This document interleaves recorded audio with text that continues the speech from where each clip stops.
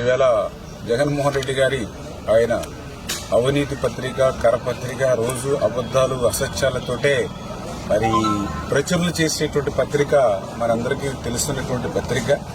మరి ఈరోజు కూడా ఏదో వెలిగొండ ప్రాజెక్టు మీద మళ్ళీ మాట్లాడుతూ ఉంటే చాలా ఆశ్చర్యం కలుగుతున్నటువంటి పరిస్థితి.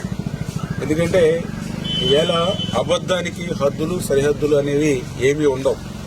ఏమైనా మాట్లాడచ్చు, ఎలా అయినా సరే మాట్లాడచ్చు.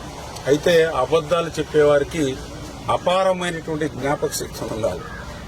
మరి లేకపోతే వేరే వేరే సందర్భాల్లో వేరువేరుగా మాట్లాడి ప్రజలకు దొరికిపోయేటువంటి పరిస్థితి ఉంటుంది.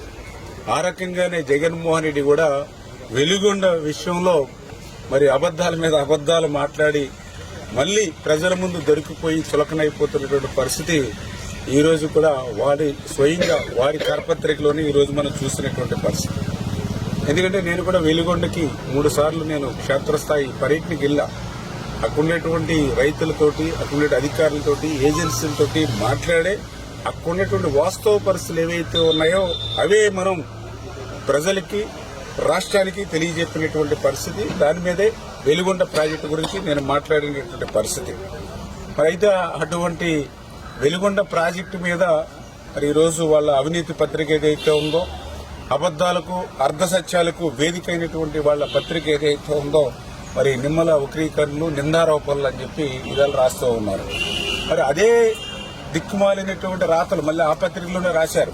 ఏదైతే జగన్మోహన్ రెడ్డి పాలనలో వెలిగొండ పూర్తవలేదని ఈవేళ ఆ పత్రికలోనే ఒప్పుకున్నటువంటి పరిస్థితి. అంటే తల్లి చెల్లి జగన్మోహన్ రెడ్డిని నమ్మట్లేదన్న విషయం మనందరికీ తెలుసు.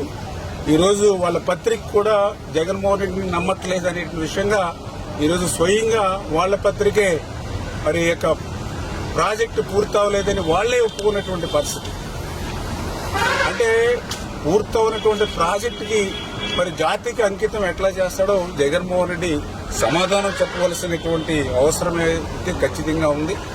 ఎందుకంటే చాలా క్లియర్ గా ఏదైతే ఇవాళ వాళ్ళ పత్రికలోనే చెప్పారు, ఏదైతే టన్నల్స్ కు సంబంధించి లైనింగ్ వర్క్లు పూర్తి కాలేదని, బైంచింగ్ పూర్తి కాలేదని, R&R 1,400 కోట్ల రూపాయలు నిర్వాసితులకు ఇవ్వాలని, మరి ఏదైతే కెనాలు పనులు పూర్తి చేయాలని, మరి ఇన్ని పనులు చెయ్యలేదని మీరు అంగీకరించి మళ్లీ జగన్మోహన్ రెడ్డి జాతికి ఎట్లా మరి వెలుగొండను అంకితం చేస్తాడో ఇవాళ ప్రజలకు చెప్పవలసినటువంటి అవసరం అయితే ఖచ్చితంగా ఉంది. అందుకే నేను జగన్మోహన్ రెడ్డిని కూడా సవాల్ చేస్తూ ఉన్నా, ఏదైతే వెలుగొండ ప్రాజెక్టు మీద మీరు ఎప్పుడంటే అప్పుడు వస్తే నేను స్వయంగా అక్కడ మీరు చేసినటువంటి పనులు ఏవైతే అసంపూర్తిగా ఉండిపోయాయో చూపించేటువంటి బాధ్యత నాది. ఎందుకంటే ఎవరిది అబద్దాల బతుకో, ఎవరిది వాస్తవాల బతుకో ఒక్కసారి వెలుగొండకి జగన్మోహన్ రెడ్డి వస్తే చూపిస్తాం.